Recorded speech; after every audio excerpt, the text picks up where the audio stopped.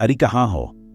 इंदर की बहुरिया कहते हुए आंगन पार कर पंडित देवधर की घरवाली संकरे अंधेरे टूटे हुए जीने की ओर बढ़ी। इंदर की बहू ऊपर कमरे में बैठी बच्चे का छबला सी रही थी। मशीन रोककर बोली, आओ बुआ जी, मैं यहाँ हूँ। कहते हुए उठकर कमरे के दरवाजे तक आई। घुटने पर हाथ टेक कर सीढ़ियां चढ़ते हुए पंडिताइन इस कदर हाफ रही थीं कि ऊपर आते ही जीने के बाहर की दीवार से पीठ टेक कर बैठ गईं। इंदर की बहू आगे बढ़कर पल्ले को दोनों हाथों की चुटकियों से पकड़ 7 बार अपनी फुफिया सास के पैरों पड़ी। ठंडी सीरी बूट सुहागन, दूधन नहा पूतन फलो। आशीर्वाद देती हुई पंडिताइन रुकीन दम लेकर अपने आशीर्वाद को नया बल देते हुए कहा, हम तो बहुरिया रात दिन यही मनाए हैं। पहलौठी का होता तो आज दिन ब्याव की फिक्र पड़ती। राम करे मार्कंडे की आड़बल लेके आवे जल्दी से। राम करे सातों सुख भोगो बेटा। इंदर की बहू का मुखमंडल करुणा और श्रद्धा से भर उठा। पलकें नीची हो गईं। फुफिया सास की बांह पकड़कर उठाते हुए कहा, कमरे में चलो बुआ जी। चलो रानी। तनिक सेंताए लिया तो सास में सांस समाई। अब हमसे जरा उतरा नहीं जाए बेटा, क्या करें? बुआ जी उठकर बहुरिया के साथ अंदर आईं। मशीन पर नन्हा सा छबला देखकर बुआ जी ने अपनी भतीज बहू को खुफिया पुलिस की दृष्टि से देखा। फिर पूछा, ई जगला दूधवाली के बच्चे के लिए सी रही हूं। 4 बिटियों के बाद अब के लड़का हुआ है उसे, पर आज शुभ समय है बिचारी के लिए। बड़ी दया ममता है बहू तुम्हारे मन में। ठाकुर जी महाराज तुम्हारी सारी मनोकामना पूरी करें। तुम्हें और इंद्र को देख के ऐसा चित्त प्रसन्न हुए है, ऐसा कलेजा जुड़े हैं। बेटा की जुग जुग जियाओ। एक हमरे भोला त्रिभुवन की बहुएं हैंगी। जैसा मानुक पैसी जोए। बहुबानी तो कच्चा बेंत होमे हैंगी। पराई घर की बेटियों को क्या दोष दो। कोई नई बात हुई बुआ जी? अरे जिस घर के संस्कार ही बदल जाए उस घर में नित नई बात होमेंगी। हम तो खेमे हैं रानी कि हमरे पाप उदय भये हैं। कहकर बुआ जी की आंखें फिर शून्य में सद गई। इंदर की बहू को नई बात का सूत्र नहीं मिल पा रहा था, इसलिए उसके मन में उथल पुथल मच रही थी। कुछ नई बात जरूर हुई है। वो भी कहते थे कि फूफा जी कुछ उखड़े से खोए हुए से हैं। बड़े देवर की कुतिया क्या फिर चौके में। इंदर की बहू का अनुमान सत्य निकट पहुंचा। घटना पंडित देवधर के ज्येष्ठ पुत्र डॉक्टर भोलाशंकर भट्ट द्वारा पाली गई असली स्कॉटलैंड के श्वान की बेटी जूलियट के कारण ही घटी। इस बार तो उसने गजब ही डा दिया। पंडित जी की बगिया में पुरखों का बनवाया हुआ एक गुप्त साधना गृह भी है। घर की 4 दीवारी के अंदर ही ये बगिया भी है। उसमें एक और ऊंचे चबूतरे पर एक छोटा सा मंदिर बना है। मंदिर में एक सन्यासी का पुराना कलमी चित्र चंदन की नक्काशीदार जर्जर चौकी पर रखा है। उस छोटे से मंदिर में उकड़ूं बैठ ही प्रवेश किया जा सकता है। मंदिर के अंदर जाकर दाहिने हाथ की ओर एक बड़े आलेनुमा द्वार से अपने सारे शरीर को सिकोड़कर ही कोई मनुष्य साधना गृह में प्रवेश कर सकता है। इस गृह में संगमरमर की बनी सरस्वती देवी की अनुपम मूर्ति प्रतिष्ठित है, जिस पर सदा तेल से भिगोया रेशमी वस्त्र पड़ा रहता है। केवल श्रीमुख के ही दर्शन होते हैं। मूर्ति के सम्मुख अखंड दीप जलता है। यह साधना गृह एक मनुष्य के पालथी मारकर बैठने लायक चौड़ा तथा मूर्ति को साष्टांग प्रणाम करने लायक लंबा है।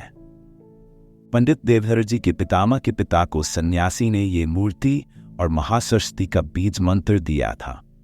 सुनते हैं उन्होंने सन्यासी की कृपा से यहीं बैठकर वाग्देवी को सिद्ध किया और लोक में बड़ा यश और धन कमाया था।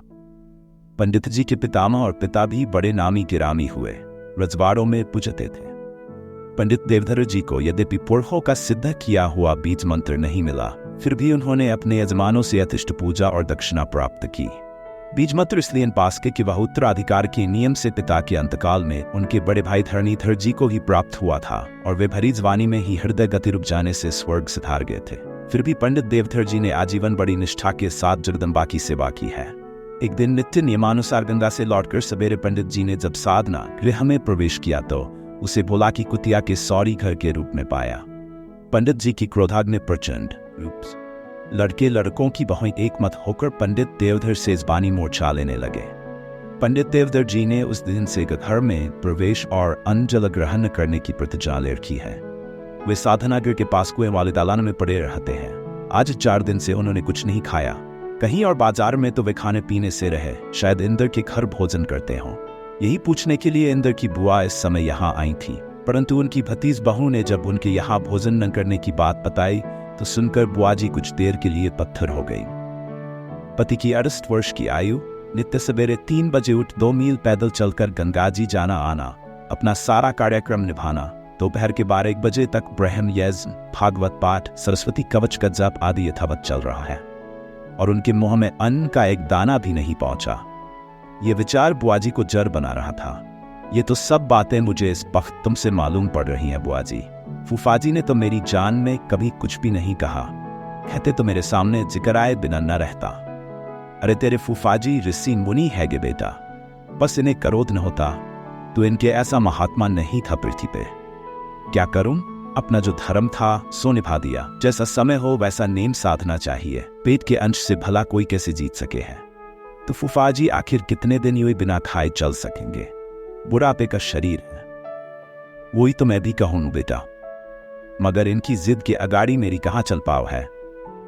बहुत हो गए हैं तो कोने में बैठ के रोलू हूं। कहते कहते बुआजी का गला भर आया, बोली इनके सामने सबको रख के चली जाऊं तो मेरी गत सुधर जाए। जाने क्या क्या देखना पड़ा है लीलार में। बुआजी टूट गई, फूट फूट कर रोने लगी। तुम फिक्र न करो बुआजी, इतने दिनों तक तो मालूम नहीं था, पर आज से फूफाजी के खाने पीने का सब इंतजाम हो जाएगा। डॉक्टर इंद्रदत्त शर्मा के यूनिवर्सिटी से लौट कर आने पर चाय पीते समय उनकी पत्नी ने सारा हाल कह सुनाया। इंद्रदत्त सन्न रह गए। प्रेयसी के समान मनोहर लगने वाली चाय प्याली परित्यक्ता वधू की तरह उनके ध्यान मन से उतर गई। इंद्रदत्त अपने फूफाजी के हेड को पहचानते थे। फूफाजी बिना किसी से कुछ कहे सुने इसी प्रकार अनशन कर प्राण त्याग कर सकते हैं, इसे इंद्रदत्त अच्छी तरह जानते थे। उनके अंतर का कष्ट चेहरे पर तड़पने लगा। पति की व्यथा को गौर से देखकर पत्नी ने कहा, तुम आज उन्हें खाने के लिए रोक ही लेना, मैं बड़ी शुद्धताई से बनाऊंगी। प्रश्न यह है वे मानेंगे भी? उनका तो चंद्र टरह सूरज टरह वाला हिसाब है। तुम कहना तो सही, कहूंगा तो सही, पर मैं जानता हूं, लेकिन इस तरह वे चलेंगे कितने दिन? भोला को ऐसा यत्न करना चाहिए। भोला क्या करे, कुतिया के पीछे पीछे घूमते फिरें। शौक है अपना और क्या। फूफाजी को भी इतना विरोध न चाहिए। फूफाजी का न्याय हम नहीं कर सकते। अभी मान लो तुम्हारे साथ ही ऐसी गुजरती, मैं निभा लेता। कहना आसान है, करना बड़ा मुश्किल है। फूफाजी तो चाहते हैं सबके सब पुराने जमाने के बने रहे। छोटी जनेऊ, छूत छात, सिनेमा न जाओ और घूंघट कारो, भला ये कोई भी मानेगा? मेरे ख्याल में फूफाजी इस पर कुछ भले न कहे, अच्छा तो नहीं लगता। ठीक है, तुम्हें भी मेरी बहुत सी बातें अच्छी नहीं लगती, मुझे भी तुम्हारी कुछ बातें अच्छी नहीं लगती। कौन सी बातें? मैं शिकायत नहीं करता, उदाहरण दे रहा हूं। ठीक ठीक एक मत के कोई 2 आदमी नहीं होते, होते भी हैं तो बहुत कम, पर इससे क्या लोगों में निभाव नहीं होता। भोला और उसकी देखा देखी त्रिभुवन में घमंड आ गया है। माँ बाप को ऐसे देखते हैं जैसे उनसे पैदा ही नहीं हुए। फूफाजी हठी और रूढ़िपंथी हैं सही, पर एकदम अवज्ञा के योग्य नहीं। ये लोग उन्हें चिढ़ाने के लिए घर में प्याज, लहसुन, अंडा, मछली सब कुछ खाते हैं। फूफाजी ने अपना चौकाघर ही तो अलग किया, किसी से कुछ कहा सुना तो नहीं। स्वभाव से शांत और बोलने में मितव्ययी इंद्रदत्त इस समय आवेश में आ गए थे। फूफाजी के प्रति उसका सदा से आदर भाव था, लोग उनका आदर करता है। इधर महीनों से इंद्रदत्त के आग्रह पर पंडित देवधर जी प्रतिदिन शाम के समय 2-2.5 घंटे उनके घर बिताते हैं। कभी भागवत, कभी रामायण, कभी कोई पौराणिक उपाख्यान चल पड़ता है। पंडित जी अपनी तरह से कहते हैं, इंद्रदत्त उनके द्वारा प्राचीन समाज के विकास क्रम के चित्र देखता, उनसे अपने लिए नया रस पाता। कभी कभी बातों के रस में आकर अपने राजा तालुकेदार यजमानों के मजेदार संस्मरण सुनाते हैं। कभी उनके बचपन और जवानी की स्मृतियों तक से टकराती हुई पुरानी सामाजिक तस्वीरें, इन मोहल्लों की पुरानी झांकियां सामने आ जाती हैं। फूफाजी के अनुभवों से अपने लिए इस जान सूत्र बटोरते हुए उनके निकट संपर्क में आकर इंद्रदत्त को आदर के अलावा उनसे प्रेम भी हो गया है। इंद्रदत्त की पत्नी के मन में आदर भाव तो है, पर जब से वे बराबर आकर बैठने लगे हैं तब से उसे एक दबी दिल की शिकायत भी है। पति के साथ खड़ी 2 घड़ी बैठकर बातें करने, कैरम या चौसर खेलने या अपने पैतृक घर के संबंध में जो अब नए सिरे से बन रहा है, सलाह सूत करने का समय अब उसे नहीं मिल पाता। अपनी छोटी देवरानी त्रिभुवन की बहू से बड़ा निहित होने के कारण उसकी बातों में विश्वास रखकर वह फूफाजी के पुरानेपन से किसी हद तक फिरंट भी है। इसलिए जब इंद्रदत्त ने यह कहा कि घर में मांस मछली के प्रयोग के बाद फूफाजी ने अपना चौका अलग कर लिया मगर कुछ बोले नहीं, तो उनकी पत्नी से रहा नहीं गया। कहने लगी, तो उन लोगों से, अरे पोते पोतियों तक से तो बोलते नहीं, फिर शिकायत किससे करेंगे? फूफाजी को पहचानने में बस यही तुम लोग गलती करते हो। उनका प्रेम प्राय गूंगा है। मैंने अनुभव से इस बात को समझा है। बंद रहने पर भी झिरझिरे दरवाजों से जिस तरह लू के तीर आते हैं, संयमी इंद्रदत्त के अंतर में उद्वेग इसी तरह प्रकट हो रहा था। पत्नी ने पति के रुख पर रुख किया, तुरंत शांत और मृदु स्वर में कहा, मैं फूफाजी को पहचानती हूं। उनके ऐसे विद्वान की कदर उस घर में नहीं।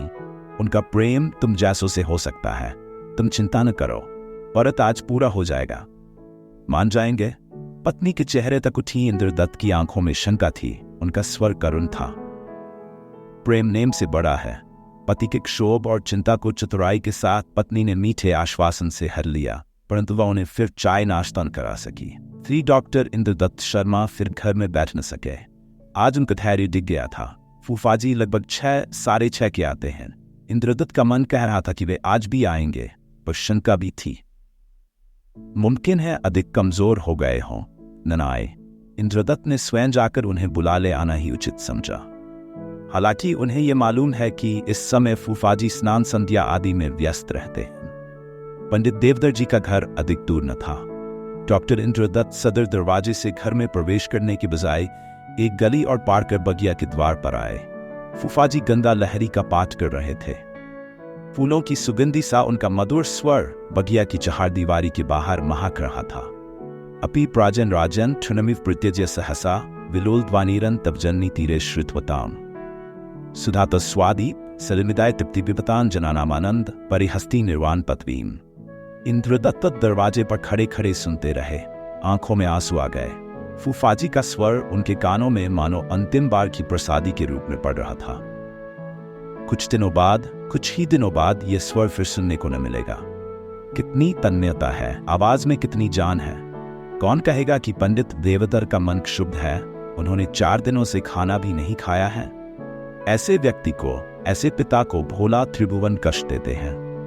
इंद्रदत्त इस समय अत्यंत भावुक हो उठे थे। उन्होंने फूफाजी की तन्मयता भंग करने का निश्चय किया। गंगा लहरी पाठ कर रहे हैं, इसलिए नहाकर उठे हैं या नहाने जा रहे हैं, इसके बाद संध्या करेंगे। फूफाजी से भेंट हो जाएगी। उनके कार्यक्रम में विघ्न न डालकर इतना समय बुआ के पास बैठ लूंगा, ये सोचकर वे फिर पीछे की गली की ओर मुड़े। अम्मा बड़ी अपने कमरे में दरवाजे के पास घुटनों पर ठोड़ी टिकाए, दोनों हाथ बांधे गहरे सोच में बैठी थीं। चेचे बेटे की बहू का स्वर सुनकर तड़फड़ ताजा होती। हाँ, इतनी देर के खोएपन ने उसके दीन स्वर में बड़ी करुणा भर दी थी। बड़ी बहू के चेहरे की ठस्क को उनकी कमर के चारों ओर फूली चर्बी सोह रही थी। आवाज भी उसी तरह मिजाज के कांटे पर सदी हुई। बोली, उन्होंने पूछवाया है कि दादा आखिर चाहते क्या है? वो तो कुछ भी नहीं चाहिए बहू। तो ये अनशन फिर किस बात का हो रहा है? पंडित देवधर की सहधर्मिनी ने स्वर को और संयत कर उत्तर दिया, उनका स्वभाव तो तुम जानो ही हो बहुरिया। ये तो कोई जवाब नहीं हुआ अम्मा। तो क्या जान देंगे? ऐसा हित भी भला किस काम का? बड़े विद्वान हैं, भक्त हैं, दुनिया भर को पुण्य और परोपकार सिखाते हैं। कुत्ते में क्या उसी भगवान की दी हुई जान नहीं है? बड़ी बहू तेज पड़ती गई। सास चुपचाप सुनती रही। ये तो माँ बाप का धर्म नहीं हुआ, ये तो दुश्मनी हुई। और क्या, घर में सबसे बोलना चालना तो बंद कर ही रखा था। बोलना चालना तो उनका सदा का ऐसा ही है बेटा। तुम लोग भी इतने वर्षों से देखो हो, भोला त्रिभुवन तो सदा से जाने हैं। इंद्र भाई साहब के यहाँ तो खुल के बातें करते हैं। इंद्र पढ़ा लिखा है ना, वैसी बातों में इनका मन लगे। इसमें हाँ, हम लोग तो सब गवार हैं, भ्रष्ट हैं। हम पापियों से बोलने क्या देखने से भी उनका धर्म नष्ट होता है। बहू बेटा, गुस्सा होने से कोई फायदा नहीं। हम लोग तो चिंता में खड़े भय हैं गेरानी। तुम सबको रख के उनके सामने चली जाओ। विश्वनाथ बाबा से उठते बैठते आंचल पसार के वरदान मांगो हूं बेटा। अब मेरे कलेजे में दम नहीं रहा, क्या करो? बुआ जी रो पड़ी। इंद्रदत्त जरा देर से दालान में ठिठके खड़े थे। बुआ को रोते देख उनकी भावुकता थम न सकी। पुकारा, बुआ। बुआ जी एक क्षण के लिए ठिठकीं, जद से आंसू पहुंच आवाज संभालकर मिठास के साथ बोली, आओ भैया। भोला की बहू ने सिर का पल्ला जरा संभाल लिया और शराफती मुस्कान के साथ अपने जेठ को हाथ जोड़े। इंद्रदत्त ने कमरे में आकर बुआजी के पैर छुए और पास ही बैठने लगे। बुआजी हड़बड़ाकर बोली, अरे चारपाई पर बैठो। नहीं, मैं सुख से बैठा हूं आपके पास। तो ठहरो, मैं चटाई। बुआजी उठी। इंद्रदत्त ने उनका हाथ पकड़कर बैठा लिया और फिर भोला की बहू को देखकर बोला, कैसी हो सुशीला? मनोरमा कैसी है? सब ठीक है? बच्चे अच्छे हैं? भाभी जी और आप तो कभी झांकते ही नहीं, इतने पास रहते हैं और फिर भी मैं सबकी राजी खुशी बराबर पूछ लेता हूं। रहा आना जाना सो। आपको तो खैर टाइम नहीं मिला, लेकिन भाभी जी भी नहीं आती, बाल नहीं, बच्चे नहीं, कोई काम, घर में मदद लगी है। ऐसे में घर छोड़ के कैसे आई बेचारी? बुआजी ने अपनी बहू की बात काटी। बहू आंख चराकर याद आने का भाव जानते हुए बोली, हाँ ठीक है।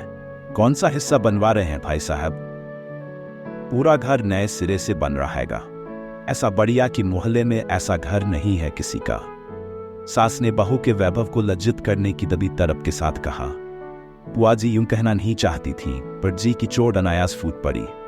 बड़ी बहू ने आंखें चमका, अपनी दोहरी ठोड़ी को गर्दन से चिपकाकर अपने ऊपर पड़ने वाले प्रभाव को जतलाया और पूछा, पर रहते तो शायद पीछे वाले हिस्से में रहते।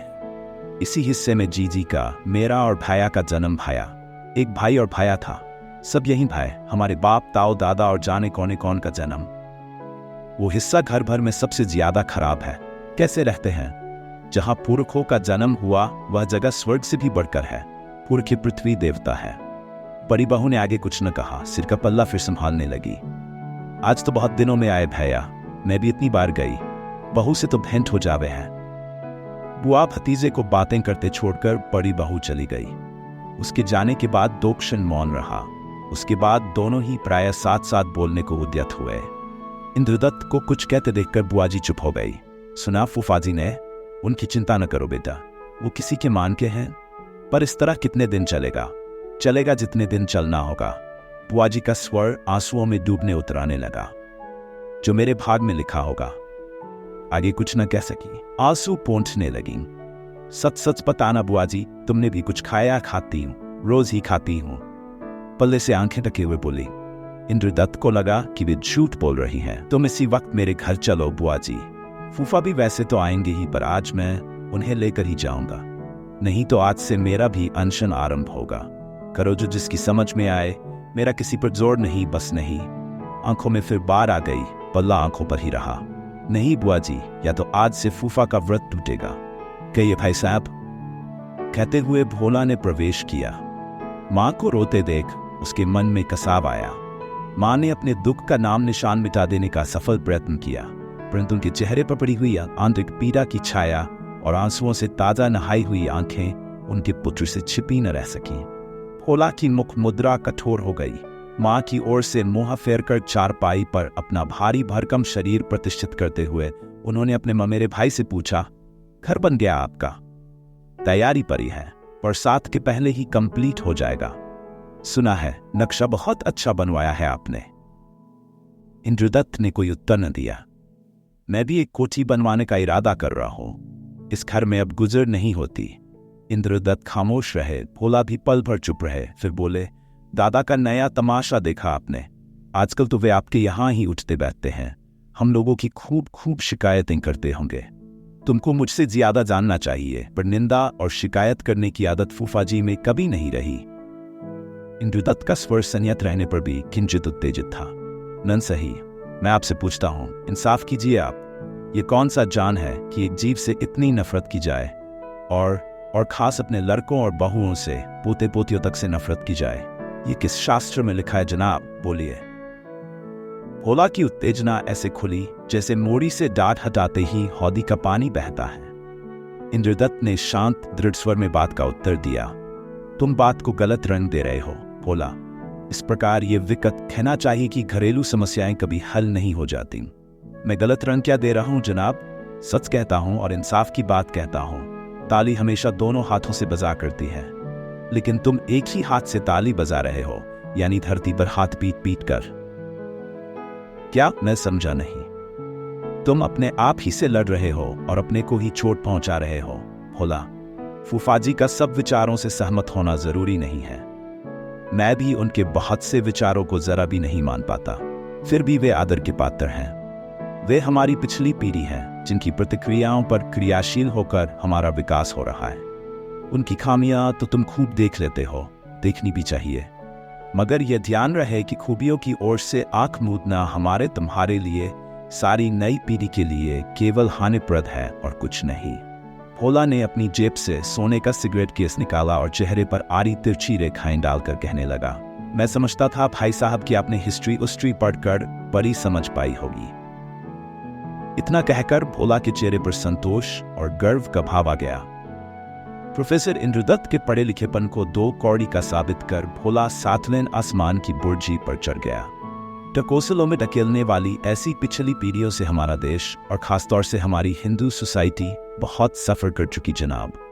अब 40 वर्ष पहले का जमाना भी नहीं रहा जो पिता ही देवा पिता ही धर्मा रटा रटा कर ये लोग अपनी थांस गांठ ले। मैं कहता हूं आप पुराने हैं, बड़े निष्ठावान हैं होंगे, अपनी निष्ठा विष्ठा को अपने पास रखिए।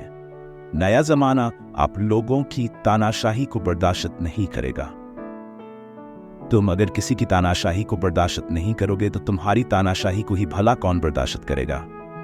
मैं क्या करता हूं जनाब, तुम अपने झूठे सुधारों का बोझ हर एक पर लादने के लिए उतावले क्यों रहते हो? बतलाए, मैंने ऐसा क्या किया है? तुम फूफाजी को चिढ़ाते हो, मैं आज साफ साफ ही कहूंगा, तुम और त्रिभुवन दोनों। इंद्रदत्त ने सीधे स्वर में कहा, मैं ये सब बेवकूफ़ी की सी बातें सुनने का आदी नहीं हूं भाई साहब। जनाब, हमको गोश्त अच्छा लगता है और हम खाते हैं और ज़रूर खाएंगे। देखें आप हमारा क्या कर लेते हैं। मैं आपका कुछ भी नहीं कर लूँगा भोला शंकर जी, आप शौक से खाइए। मेरे ख्याल में फूफाजी ने भी इसका कोई विरोध नहीं किया। वह नहीं खाते, उनके संस्कार ऐसे नहीं हैं, तो तुम ये क्यों चाहते हो कि वह तुम्हारी बात मत मानने लगे? रहा ये कि उन्होंने अपना चौका अलग कर लिया या वह तुम लोगों के कारण क्षुब्ध है, ये बातें तानाशाही नहीं कही जा सकती। उन्हें बुरा लगता है, बस। मैं पूछता हूं क्यों बुरा लगता है? मेरी भी बड़े बड़े प्रोफेसर और नामी आलिम फाजिलों से दिन रात की सोहबत है। आपके वेद के जमाने के ब्राह्मण और मुनि तो गू तक को खा जाते थे। भोला ने गर्दन झटकाई, उनके चेहरे का मांस थुलथुला उठा, उनकी सिगरेट जल गई। इंद्रदत्त बोले, ठीक है, वे खाते थे। रामकृष्ण, अर्जुन, इंद्र वगैरह भी खाते थे, पीते भी थे, मगर ये कहने से तुम उस संस्कार को धो तो नहीं सकते जो समय के अनुसार परिवर्तित हुआ और वैष्णव धर्म के साथ करीब करीब राष्ट्रव्यापी भी हो गया। हाँ, तो फिर दूसरा संस्कार भी राष्ट्रव्यापी हो रहा है, ठीक है, तो फिर दादा हमारा विरोध क्यों करते हैं? भोला, हम फूफाजी का न्याय नहीं कर सकते, इसलिए नहीं कि हम अयोग्य हैं, वरन इसलिए कि हमारे न्याय के अनुसार चलने के लिए उनके पास अब दिन नहीं रहे। आदत बदलने के लिए आखिरी वक्त में अब उत्साह भी नहीं रहा। मैं पूछता हूं क्यों नहीं रहता? यह सरासर ज्यादती है तुम्हारी। अरे भाड़ी, वह बीता युग है, उस पर हमारा वश नहीं। हमारा वश केवल वर्तमान और भविष्य पर ही हो सकता है। विगत युग की मान्यताओं को उस युग के लिए हमें जैसे का तैसा ही स्वीकार करना होगा। पहले बात सुन लो, फिर कुछ कहना। हाँ, तो मैं कह रहा था कि हमें अपने पुरखों की खूबियां देखनी चाहिए ताकि हम उन्हें लेकर आगे बढ़ सके। उनकी खामियों को या सीमाओं को समझना चाहिए, जिनसे कि हम आगे बढ़कर अपनी नई सीमा स्थापित कर सकें। उनके ऊपर अपनी सुधारवादी मनोवृत्ति को लादना घोर तानाशाही नहीं है, और वो जो करते हैं वह तानाशाही नहीं है। अगर तानाशाही है तो तुम उसका जरूर विरोध करो, मगर नफरत से नहीं। वे तुम्हारे अत्यंत निकट के संबंधी हैं, तुम्हारे पिता हैं। इतनी श्रद्धा तुम्हें करनी होगी, उन्हें इतनी सहानुभूति तुम्हें देनी ही होगी। इंद्रदत्त बहुत शांत भाव से पालथी मारकर बैठे हुए बातें कर रहे थे। भोला के चेहरे पर कभी चिढ़ और कभी लापरवाही भरी अकड़ के साथ सिगरेट का धुआं लहराता था। इंद्रदत्त की बात सुनकर तमकर बोला, आप चाहते हैं कि हम गोश्त खाना छोड़ दें? दोस्त, अच्छा होता कि तुम अगर ये मांस मछली वगैरह के अपने शौक कम से कम उनके और बुआजी के जीवन काल में घर से बाहर ही पूरे करते। ये चोरी के लिए नहीं, उनके लिहाज के लिए करते तो परिवार में और भी शोभा बढ़ती। खैर, झगड़ा इस बात पर तो है नहीं। झगड़ा तो तुम्हारी जूलियत की वजह से है। वह उनके कमरे में जाती है, या भी हाल ही में उसने सरस्वती जी के मंदिर में बच्चे पैदा किए। तो आप एक बेजुबान जानवर से भी बदला लेंगे जनाब? ये आपकी इंसानियत है? मैं कहता हूं तुमने उसको पाला ही क्यों? कम से कम माँ बाप का जरा सा मान तो रखा होता। इसमें मान रखने की क्या बात है भाई साहब? भोला उठकर छोटी सी जगह में तेजी से अकड़ते हुए टहलने लगे। चारपाई से कमरे के एक कोने तक जाकर लौटते हुए रुककर कहा, हमारा शौक है, हमने किया, और कोई बुरा शौक तो है नहीं साहब। औरों के फादर मदर्स होते हैं तो लड़कों के शौक पर खुश होते हैं, और एक हमारी किस्मत है कि तुम सिर्फ अपनी ही खुशी को देखते हो भोला। तुमने ये नहीं देखा कि फूफाजी कितने धैर्य और संयम से तुम लोगों की इन हरकतों को सहन करते हैं। खाक धूल है, संयम है। हजारों तो गालियां दे डाली हम लोगों को, और बदले में तुमने उनके ऊपर कुतिया छोड़ दी। ऐसी ही बहुत शुद्धता का खम्ड है तो अपनी तरफ दीवार उठवा ले। हम जो हमारे जी में आएगा करेंगे, और अब तो बढ़ चढ़ कर करेंगे। ये तो लड़ाई की बात हुई, समझौता नहीं हुआ। जी हाँ, हम तो खुलेआम कहते हैं कि हमारा और दादा का समझौता नहीं हो सकता। इस मामले में मेरी और त्रिभुवन की राय एक है, मगर वे हमारे प्रोग्रेसिव ख्यालात को नहीं देख सकते, तो उनके लिए हमारे घर में कोई जगह नहीं है। भोला बड़ी देर से गर्दन झुकाए खामोश बैठी हुई माँ ने कांपते स्वर में और भीख का सा हाथ बढ़ाते हुए कहा, बेटा, उनके आगे ऐसी बात भूल से भी न कह देना। तुम्हारे पैरों कहूंगा और 1000 बार कहूंगा। अब तो हमारी उनकी ठन गई। वो हमारे लड़कों बच्चों का पहनना ओढ़ना नहीं देख सकते, हंसता खेलना नहीं बर्दाश्त कर सकते, हम लोगों को बर्दाश्त नहीं कर सकते, तो मैं भी उनके धर्म को ठोकर मारता हूँ। उनके ठाकुर, पोथी, पुराण सब मेरे जूते की नोक पर है। माँ की आंखों से बूंदें टपक पड़ी। उन्होंने अपना सिर झुका लिया। भोला की यह बदतमीजी इंद्रदत्त को बुरी तरह तड़पा रही थी।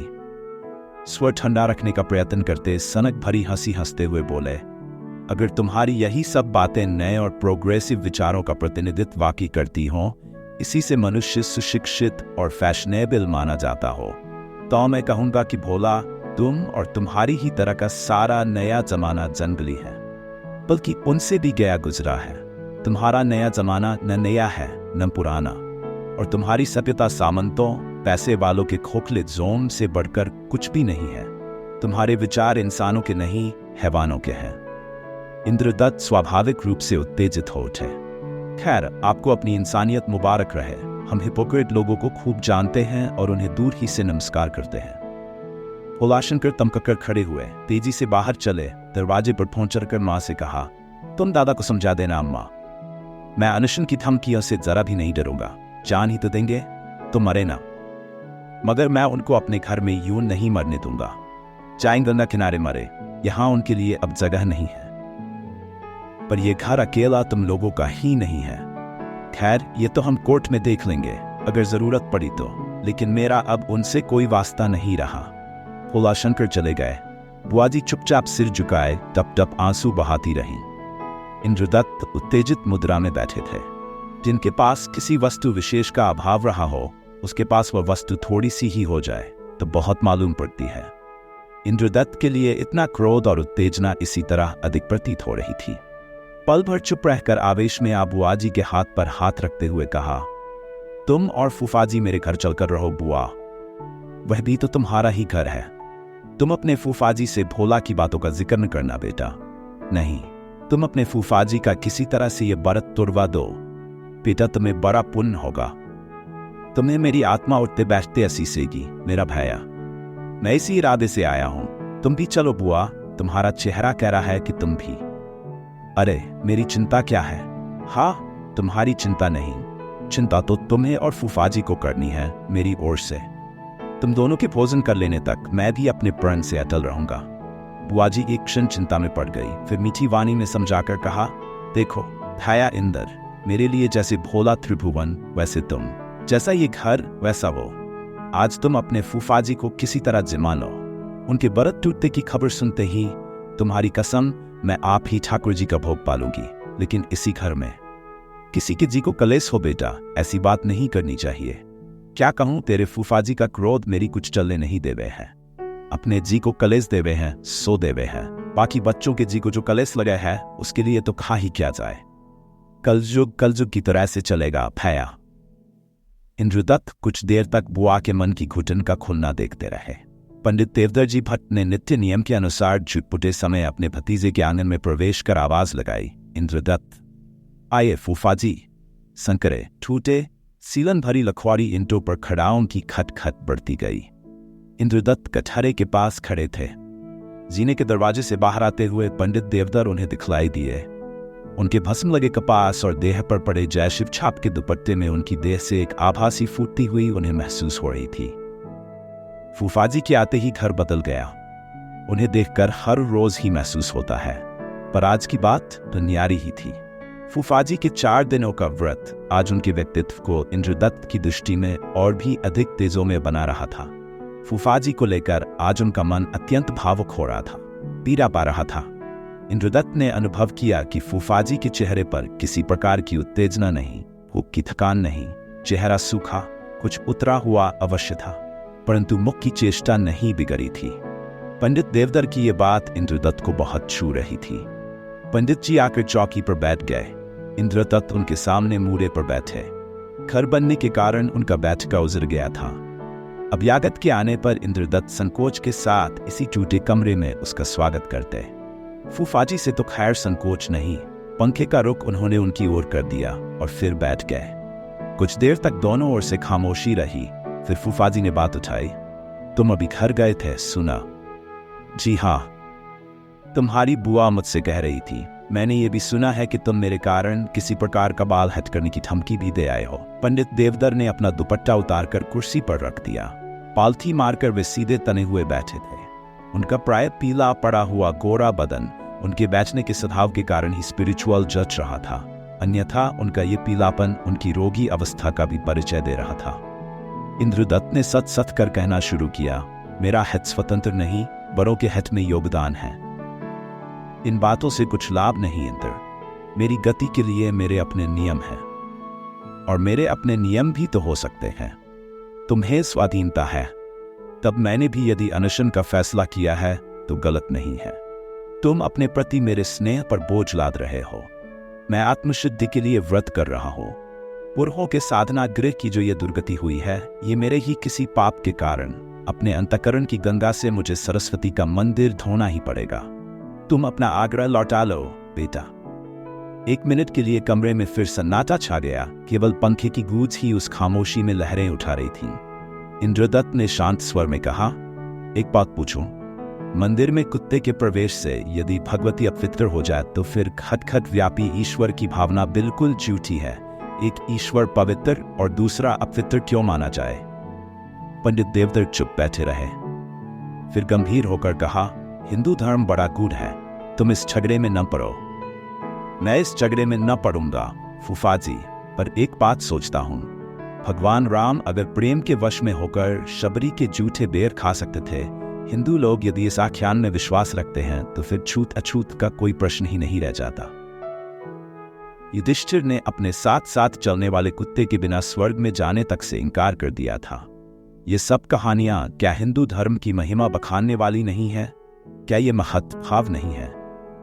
फिर इनके विपरीत छुआछूत के भय से छुईमुई होने वाले गूढ़ धर्म की महिमा को आप क्यों मानते हैं? इन रूढ़ियों से बधकर मनुष्य क्या अपने को छोटा नहीं कर लेता? पंडित जी शांतिपूर्वक सुनते रहे। इंद्रदत्त को भय हुआ कि बुरा न मान गए हों। तुरंत बोले, मैं किसी हद तक उत्तेजित जरूर हूं, लेकिन जो कुछ पूछ रहा हूं जिज्ञासु के रूप में ही। ठीक है। पंडित जी बोले, हमारे यहां आचार की बड़ी महिमा है। मनुस्मृति में आया है कि आचारा प्रथमो धर्म, जैसा आचार होगा वैसे ही विचार भी होंगे। तुम शुद्धाचरण को बुरा मानते हो? जी नहीं। तब मेरा आचार क्यों भ्रष्ट करा रहे हो? ऐसी दुष्टता करने का विचार स्वप्न में भी मेरे मन में नहीं आ सकता। हाँ, आपसे क्षमा मांगते हुए ये जरूर कहूंगा कि आपके आचार नए युग को विचार शक्ति नहीं दे पा रहे हैं, इसलिए उनका मूल्य मेरे लिए कुछ नहीं के बराबर है। मैं दुर्विनीत नहीं हूं फूफाजी, परंतु सच सच ये अनुभव करता हूं कि दुनिया आगे बढ़ रही है और आपका दृष्टिकोण व्यर्थ की रोड़ी की तरह उसकी गति को अटकाता है। पर इस समय जाने दीजिए, मैं तो यही निवेदन करने घर गया था और यही मेरा आग्रह है कि आप भोजन कर ले। पंडित जी मुस्कुराए। इंद्रदत्त के मन में आशा जागी। पंडित जी बोले, करूंगा, एक शर्त पर। अच्छा कीजिए। जो मेरे अर्थात पुरानी परिपाटी के यम नियम संयम आदि है वे आज से तुम्हें भी निभाने पड़ेंगे। जिनका मूल्य तुम्हारी दृष्टि में कुछ नहीं है वे आचार विचार मेरे लिए प्राणों से भी अधिक मूल्यवान हैं। इंद्रदत्त स्तंभित रह गए। वे कभी सोच भी नहीं सकते थे कि फूफाजी सहसा अनहोनी शर्त से उन्हें बांधने का प्रयत्न करेंगे। पूछा, कब तक निभाना पड़ेगा? आजीवन। इंद्रदत्त के वे विमूढ़ हो गए।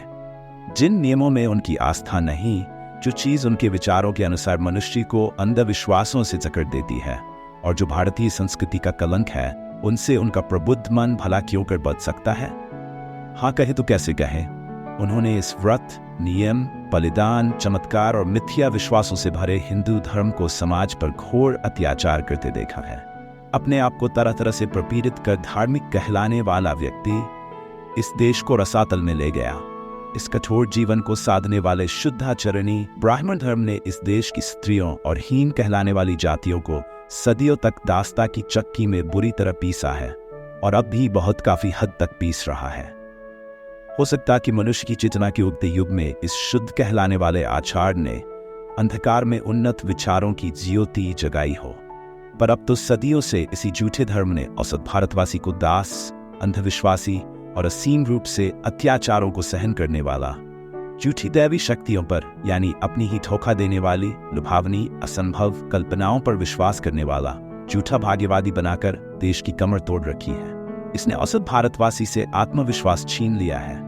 इस जड़ता के खिलाफ उपनिषद जागे, मानव धर्म जागा, योग का ध्यान जागा, बौद्ध भागवत धर्म जागा, मध्यकाल का संत आंदोलन उठा और आज के वैज्ञानिक युग ने तो इसे एकदम निस्सार सिद्ध कर सदा के लिए इसकी कब्र ही खोद दी है। ये जैन धर्म कभी भारत को महान नहीं बना सका होगा। भारत की महानता उसके कर्मयोग में है, उसके व्यापक मानवीय दृष्टिकोण में है, व्यास वाल्मीकि आदि के परम उदार भावों में है। प्राचीन भारत के दर्शन, न्याय, वैशेषिक, साहित्य, शिल्प, संगीत आदि इस जड़ धर्म की उपज हरगिज नहीं हो सकते। फिर भी ये जड़ता भारत पर अरसे से भूत की तरह छाई हुई है। इसी से घृणा करने के कारण आज का नया भारतीय बिना जांच पड़ताल किए अपनी सारी परंपराओं से घृणा करते हुए सिद्धांतहीन, आस्थाहीन और निष्क्रिय हो गया है। नहीं, वे फूफाजी का धर्म हरगिज न निभा सकेंगे, हरगिज नहीं, हरगिज नहीं। पर वे भोजन कैसे करेंगे? बुआजी कैसे और कब तक भोजन करेंगी? कैसी विडंबना है। दो मनुष्यों की मौत की नैतिक जिम्मेदारी उनके ऊपर आएगी। पंडित देवधर ने उन्हें मौन देखकर पूछा, कहो भोजन कराओगे मुझे? जी, मैं धर्म संकट में पड़ गया हूं। स्पष्ट कहो, मेरा धर्म ग्रहण करोगे? फूफाजी, आप बहुत मान रहे हैं, मेरा विश्वास मान रहे हैं। मैं आपके धर्म को युग का धर्म नहीं मानता, अपना नहीं मानता। मैं तुम्हारी स्पष्टवादिता से प्रसन्न हूं। तुम धार्मिक हो, इसी तरह अपने से मुझको पहचानो। मैं भी अपना धर्म नहीं छोड़ सकता। यद्यपि तुम्हारे सत्संग से मैंने इतने दिनों में यह समझ लिया है कि मेरा युग, मेरा धर्म अब सदा के लिए लोप हो रहा है, फिर भी अंतिम सांस तक तो हरगिज नहीं। मेरी आस्था तब अपूत है। तुम्हारा कल्याण हो, सुखी हो बेटा। अच्छा, तो अब चलो। परंतु मेरा अनशन का निश्चय अधिक है फूफाजी। मैं आपके चरण छूकर कह रहा हूं। पैर छोड़ दो बेटे, इन पैरों में पहले ही जड़ता समा चुकी है और अब तो जीव के साथ ही मिटेगी, अन्यथा नहीं। खैर, कल विचार करना अपने अनशन पर। अंतिम वाक्य पंडित जी ने इस तरह कहा कि इंद्रदत्त को करारा झटका लगा, पर वे मौन रहने पर विवश थे। पंडित देवधर चलने लगे। इंद्रदत्त के मन में भयंकर तूफान उठ रहा। वे हार गए। बुआजी को क्या उत्तर देंगे? इस अगति का अंत क्या होगा? क्या वे फूफाजी की बात मान ले? कैसे मान ले? ये ठीक है कि फूफाजी अपने धर्म पर किस प्रकार एकनिष्ठ हैं। ये एकनिष्ठता उन्हें बेहद प्रभावित करती है। फिर भी उनके धर्म को वाक्यों को स्वीकार करें। पंडित देवधर जी जीने पर पहुंचकर रुके। इंद्रदत्त उनके पीछे चल रहे थे। पंडित जी घूमकर बोले, तुम्हारी मान्यताओं में मेरी आस्था नहीं है इंद्र, फिर भी मैं उसके वास्तविक पक्ष को कुछ कुछ देख अवश्य पा रहा हूं। एक बात और स्पष्ट करना चाहता हूं, तुम भोला त्रिभुवन के धर्म को आज का या किसी भी युग का वास्तविक धर्म मानते हो? जी नहीं, उनका कोई धर्म ही नहीं है। तुम्हारा कल्याण हो बेटे। धन मत से जन्मे इस खोखले धर्म से सदा लड़ना जैसे मैं लड़ा। तुम अपने मत के अनुसार लड़ो, पर लड़ो अवश्य। यह आस्थाहीन, दंभ भरा, दार्शनिक, अधार्मिक जीवन लोक के लिए अकल्याणकारी है। बोलो, वचन देते हो? मैं आपको अपना विश्वास देता हूं। तुम अपने मत के अनुसार लड़ो, पर लड़ो अवश्य। यह आस्थाहीन, दंभ भरा, दार्शनिक, अधार्मिक जीवन लोक के लिए अकल्याणकारी है। बोलो, वचन देते हो? कहकर इंद्रजीत ने फूफाजी के चरण छू लिए। खड़ाओं की खटखट जीने से उतर गई, आंगन पार किया, दूर चली। इंद्रदत्त आकर कटे पेड़ से अपने पलंग पर गिर गए। नया युग पुराने युग से स्वेच्छा से विदा हो रहा था, पर विदा होते समय कितना प्रबल मोह था और कितना निर्मम व्यवहार भी। आप लोग कमेंट में जरूर बताइएगा कि ये कहानी कैसी लगी। मिलते हैं अगली वीडियो में एक नई कहानी के साथ। धन्यवाद।